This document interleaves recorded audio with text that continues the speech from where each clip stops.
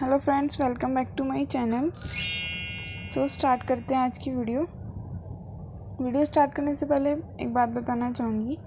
2 videos upload करी थी मैंने, एक EWS स्कॉलरशिप की जिसकी डेडलाइन एक्सटेंड हो गई है, 30 सितंबर हो गई है। जिसने फिल ना करा हो या फिर रह गए हों या फिर उनके कोई शेयर कर सकते हैं उनके साथ। एंड जो Shri Ram transport finance company वाली स्कॉलरशिप थी उसकी भी डेडलाइन एक्सटेंड हो गई है 30 अगस्त तक। अगर आपने वो चेक नहीं करी है अभी तक तो जाके चेक कर सकते हैं। डिस्क्रिप्शन में आपको और भी स्कॉलरशिप्स के लिंक मिल जाएंगे। स्टार्ट करते हैं आज की वीडियो।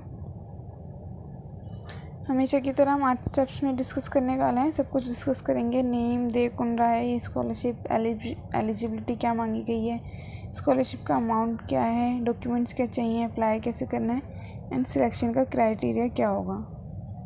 कुछ टर्म्स एंड कंडीशन भी डिस्कस करेंगे। इसके अंदर है स्कॉलरशिप का name, keep India smiling foundational scholarship programme. ये स्कॉलरशिप जो है वो बेसिकली कोलगेट द्वारा दी जा रही है। कोलगेट तो आपने सबने सुना ही होगा। एंड एलिजिबिलिटी देखते हैं फिर।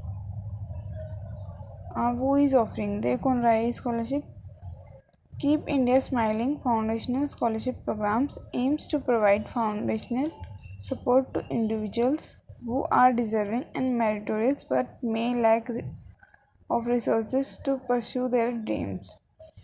मतलब ये उन स्टूडेंट्स को देना चाहते हैं जिनके मेरिटोरियस हैं, वो डिज़र्व करते हैं पर उनके पास फाइनेंशियल सपोर्ट नहीं है। बेसिकली उनको करियर गाइडेंस और मेंटरशिप सब कुछ देंगे। एलिजिबिलिटी क्या क्या मांगी गई है। Must have pass class 10th board examination in 2020, यानी आपने 10th का बोर्ड के एग्ज़ाम्स पास करे हो 2020 में। मतलब जो अभी 10th का रिजल्ट आ चुका है सब बच्चों का, वो इसमें फिल कर सकते हैं, वो एलिजिबल है। Must be enrolled in class 11 at a recognised school in India, और उसने 11th में एडमिशन ले लिया अपना, जो कोई रिकॉग्नाइज्ड स्कूल होना चाहिए। Must have secured at least 75% in class 10th board, यानी 75% तो उसके आए ही हों। एनुअल फैमिली इनकम जो है वो 5 लाख है। बेनिफिट्स दिए गए हैं इसके अंदर। आपको 20,000 पर एनम मिलने वाला है, यानी आपने 10th के एग्ज़ाम्स क्लियर करे हैं तो 11th 12th आपको 2 ईयर के लिए स्कॉलरशिप मिलेगी, जिसमें आपको 20,000 मिलेंगे, यानी पर ईयर आपको 10,000 मिल जाएंगी। एप्लीकेशन की डेडलाइन है 30 सितंबर 2020। इसके बाद एप्लीकेशन क्लोज हो जाएंगी, और अगर डेडलाइन एक्सटेंड होती है तो वो आपको डिस्क्रिप्शन में जाके पता चल जाएगा। मैं वहाँ पे एक मैसेज डाल दूँगी। एंड अगर आप एलिजिबल हैं तो लास्ट तक देखिएगा, क्योंकि मैं टर्म्स एंड कंडीशन बताने वाली हूँ इसके अंदर कुछ। डॉक्यूमेंट्स क्या चाहिए इसके अंदर। पासपोर्ट साइज़ फ़ोटोग्राफ चाहिए, एक वैलिड ID प्रूफ होना चाहिए, जिसमें आप ID card, Aadhaar card, voter ID card, driving licence कुछ भी लगा सकते हो। तो 10th के बच्चों को तो बेसिकली आधार कार्ड ही होगा। इनकम प्रूफ, इनकम सर्टिफिकेट देना है आपको, जो किसी गवर्नमेंट अथॉरिटी से हो, मतलब MCD वगैरह से जो इश्यू होते हैं डॉक्यूमेंट्स, वो आपको सबमिट करने हैं। 10th क्लास की मार्कशीट करनी है। अगर ओरिजिनल मार्कशीट नहीं मिली है तो आप वो भी सबमिट कर सकते हैं, अपनी मार्कशीट जो आपको मिलती है पोर्टल से जब आप अपना रिज़ल्ट चेक करते हैं। Latest marksheet and education certificate, आपको कुछ सर्टिफिकेट वगैरह हैं आपके पास तो वो भी सबमिट कर सकते हैं आप। Fee receipt, admission letter, college ID card या फिर school ID card, bonafide certificate. इसका कहने का मतलब है कि अगर आपको कुछ ऐसा दिखाना है जिससे आप पता चले कि आपने 11th में एडमिशन ले लिया है, आप फी रिसिप्ट दे सकते हैं, एडमिशन लेटर दे सकते हैं, कुछ भी दे सकते हैं आप। Entrance examination result in case seeking to take admission, यानी आप उस एग्ज़ाम, अगर आपने 11th में भी एडमिशन नहीं लिया है और आपका टेस्ट वगैरह या कोई एंट्रेंस हुआ है तो आप इसका रिज़ल्ट लगा सकते हैं इसमें। डिसेबिलिटी सर्टिफिकेट मांगा गया है in case of any physical disability, यानी आपको अगर कोई फिज़िकल डिसेबिलिटी है तो आप उसका सर्टिफिकेट लगा सकते हैं। Scan copy of highest performance achieve if applying for sports scholarship. इस लाइन का मतलब ये है, जो मैंने आपको ये स्कॉलरशिप बताई है, keep India smiling scholarship programme, इस कैटेगरी के अंदर इस स्कॉलरशिप के अंदर 3-4 कैटेगरी हैं। एक स्पोर्ट्स पर्सन के लिए, हेल्पिंग पर्सनस के लिए जो दूसरों की हेल्प करते हैं, एंड काफ़ी सारी स्कॉलरशिप हैं ग्रेजुएशंस वालों के लिए भी, 12th वालों के लिए भी हैं। सो मैंने ये बनाई है। अगर आपको अदर स्कॉलरशिप की इसी keep India smiling scholarship programme के अंदर अदर कैटेगरीज की भी वीडियो चाहिए तो आप मेरे को कमेंट कर सकते हैं। अदर नेक्स्ट जो है name and registration number of NGO, ये अदर दूसरी स्कॉलरशिप का डॉक्यूमेंट्स मांगा गया है, सो इसमें ये आपको नहीं देना है। आगे देखते हैं सिलेक्शन का प्रोसेस क्या है। इसमें सिलेक्शन का प्रोसेस मेंशन नहीं करा गया है, आपको अभी सिर्फ अप्लाई करना है। अगर आपको मेल या कुछ आता है तो आपको बताएंगे, या फिर कि आपको कैसे सिलेक्ट करना है या फिर इंटरव्यू वगैरह लेना है, तो आपको बस अभी के लिए अप्लाई ही करना है। सो मेन इम्पोर्टेंट जो है कुछ टर्म्स एंड कंडीशन है। टर्म्स एंड कंडीशन मतलब इनकी कुछ शर्तें हैं जिसके अंदर ही आपको ये स्कॉलरशिप मिलेगी। Any correspondence with regards to the non selection of the candidates, यानी अगर किसी कैंडिडेट का सिलेक्शन नहीं हुआ है तो उसके अगेंस्ट में आपको कोई कॉरेस्पॉन्डेंस नहीं मिलेगी या फिर कुछ और नहीं मिलेगा। सिलेक्शन नहीं होता है तो जिनको सिलेक्शन होगा उन्हीं को वो बेनिफिट मिलने वाला है।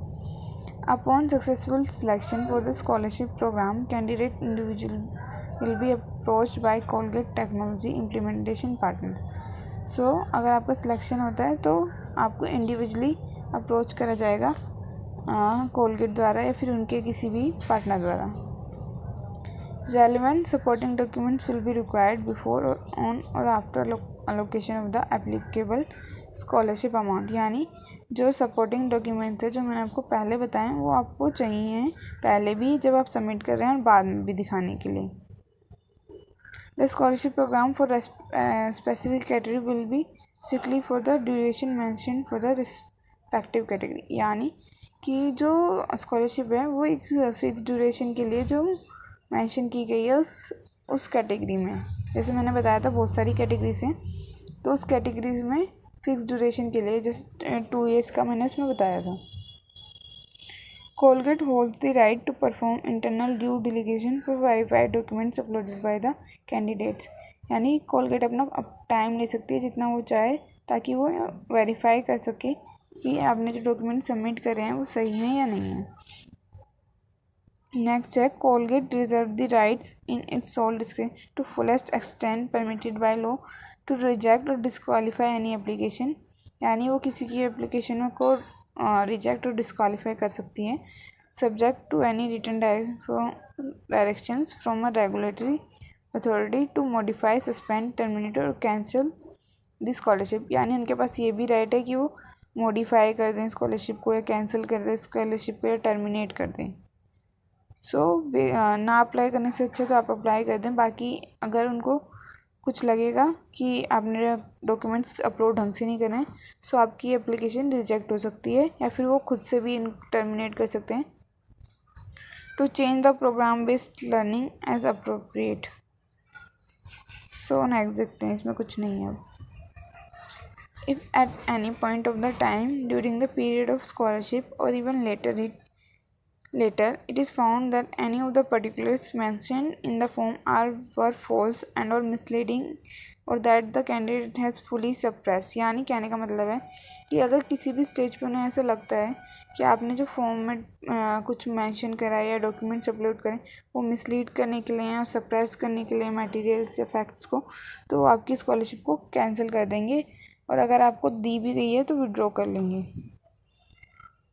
सो नेक्स्ट है scholarship programme shall be evaluated at regular intervals by Colgate and terms and condition therefore may be modified, withdrawn और cancel at the discretion of the selection panel of keep India smiling foundational programme, यानी इनके कहने का मतलब है कि evaluate करेंगे बीच बीच में टर्म्स एंड कंडीशंस को रेगुलर बेसिस पे, यानी ये मॉडिफाई भी कर सकते हैं टर्म्स एंड कंडीशन को। And the candidate hereby acknowledges that Colgate does not commit और intend to employ any of the successful candidate, यानी ये कहना चाहते हैं कि इन्होंने कोई कमिट नहीं करा है ना फिर इनका कोई इंटेंट है कि वो सक्सेसफुल कैंडिडेट को एम्प्लॉय करेंगे, ये सिर्फ स्कॉलरशिप है, इसके बाद आपको कोई जॉब ऑफर वगैरह नहीं मिलने वाला है। नेक्स्ट है, नो कैंडिडेट और individual has to pay any registration fee और application fee for applying to the scholarship programme. No purchase of Colgate product is mandatory for participating in the scholarship program. So कहने का मतलब है आपको इसमें कोई registration fees नहीं देनी है, ना एप्लीकेशन फ़ी देनी है, जैसे आपको अदर फॉर्म्स में देनी होती है, तो इसमें नहीं मांगी गई है।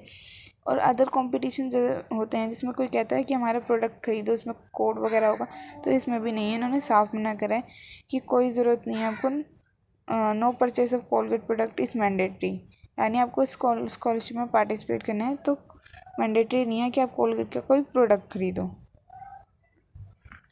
Colgate deserve the right to use the photograph profile of the scholarship applicant, यानी ये कहना चाहते हैं कि इनके पास ये अधिकार रखते हैं कि अगर आपको स्कॉलरशिप मिलती है तो आपका फ़ोटोग्राफ या प्रोफाइल ये रख सकते हैं फ्यूचर कम्युनिकेशन के लिए, या फिर वेबसाइट ब्राउचर्स वगैरह पे डालने के लिए, सोशल मीडिया वगैरह पे डालने के लिए, पब्लिसिटी के लिए, ताकि ये दिखा सकें कि हमने इन बच्चों को, या फिर कम्युनिकेट कर सकें कि हमने इन बच्चों को स्कॉलरशिप दे दी है, अगर कोई, ताकि फ्यूचर में कोई और भी एलिजिबल हो तो वो भी फिल कर पाए।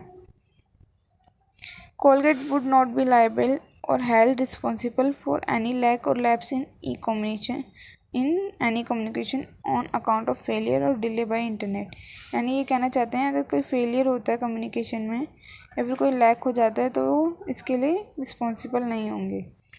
Employee of the company, its affiliates and their company member are not eligible to participate, यानी इस कंपनी के जो एम्प्लॉयज़ हैं या फिर उनके मेंबर्स हैं वो एलिजिबल नहीं है इसमें पार्टिसिपेट करने के लिए। The decision of the company with regards to the scholarship program and the declaration of the winner is final and binding. ये कहना चाहते हैं कि जो कंपनी का डिसीजन होगा रिजल्ट के लिए वो फाइनल होगा और बाइंडिंग होगा, इसके बाद चेंज नहीं हो सकता। Disputes, if any, shall be subject to exclusive jurisdiction of the courts at the Mumbai only, यानी अगर आप कोई सब्जेक्ट करना चाहते हैं, ये कुछ भी करना चाहते हैं कि हम मैटर को एक्सपोज करना चाहते हैं कोर्ट में, तो वो सिर्फ मुंबई में आप कर सकते हैं, जो मेरे को नहीं लगता कोई ज़रूरत है आप लोगों को। The candidates are required to upload the following documents, जो डॉक्यूमेंट्स मैंने आपको बताए हैं पहले वही आपको इसमें अपलोड करने हैं। सो हाउ टू अप्लाई कैसे करना है, हमेशा की तरह आपको डिस्क्रिप्शन में लिंक मिल जाएगा, वहाँ पे आपको ये सारी इन्फॉर्मेशन मिल जाएगी जैसे मैंने आपको यहाँ पे बताई है। अगर आप वहाँ से भी पढ़ना चाहें तो पढ़ सकते हैं। एंड आपको वहाँ पे एक अप्लाई का बटन मिलेगा, अगर आपने लॉगिन कर रखा है, यानी आप पहले से मेरी वीडियोस देखते आते हैं। अगर नहीं देखते आ रहे तो आपको पहले साइन अप करना है। आप किसी भी वेबसाइट पे जाते हैं तो सबसे पहले आपको साइन अप करना चाहते हैं, अगर आप उस वेबसाइट से कुछ करना चाहते हैं या फिर कोर्स वगैरह करना चाहते हैं, ईमेल अकाउंट बनाना चाहते हैं, उस वेबसाइट पे आपको पहले साइन अप करना पड़ता है। उस आपके बाद लॉगिन कर लेंगे। उसके बाद आप लॉगिन करने के बाद जो मैंने आपको ये इन्फॉर्मेशन यहाँ बताई है वहीं आपको डायरेक्टली सेम टू सेम मिल जाएगी। एंड अप्लाई के बटन पे क्लिक करके आप वहाँ पे सारी इन्फॉर्मेशन भर सकते हैं, personal details, education details, documents वहीं पे अपलोड करने हैं। सो सारा काम आपका वहीं से हो जाएगा।